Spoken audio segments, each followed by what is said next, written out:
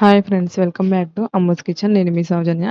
ఈరోజు మనం బోడకాకరకాయ పులుసుని ఏ విధంగా ప్రిపేర్ చేసుకోవాలో ఈ వీడియోలో మీకు చూపిస్తాను. చాలా చాలా టేస్టీగా ఉంటుందండి ఈ బోడకాకరకాయ పులుసు. ముందుగా మనం ఒక చిన్న నిమ్మకాయ సాయంత చింతపండుని నానబెట్టుకోవాలి. ఒక 15 మినిట్స్ వరకు నానబెట్టుకోవాలి.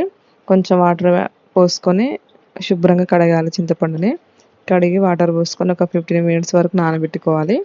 ఇప్పుడు ఒక పావు కేజీ వరకు బోడకాకరకాయలు తీసుకున్నాను. వాటిని కూడా శుభ్రంగా కడిగి ఈ విధంగా రౌండ్గా కట్ చేసుకోవాలి. మనకి పులుసుకి ఈ విధంగా రౌండ్గా కట్ చేసుకుంటేనే బాగుంటుందండి పులుసు కర్రీకి.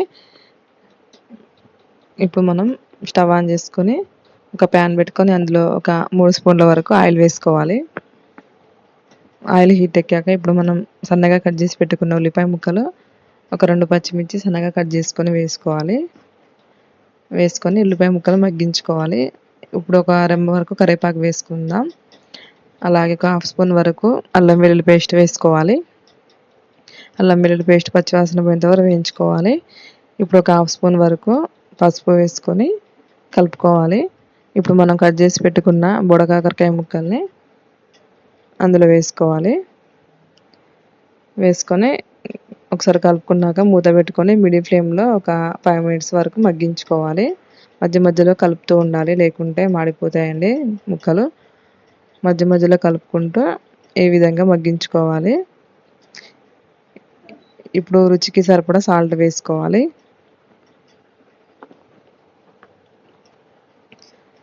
సాల్ట్ వేసుకొని మొత్తం ఒకసారి కలుపుకొని మళ్ళీ మూత పెట్టుకొని ఒక 2 మినిట్స్ వరకు మగ్గించుకోవాలి. 2 మినిట్స్ తర్వాత మూత తీసి ఒకసారి కలుపుకుందాం. మనకి ముక్కలు కూడా ఉడికిపోయాయి, బోడకాకరకాయ ముక్కలు. ఇప్పుడు అందులో ఒక 1.5 స్పూన్ వరకు కారం వేసుకోవాలి.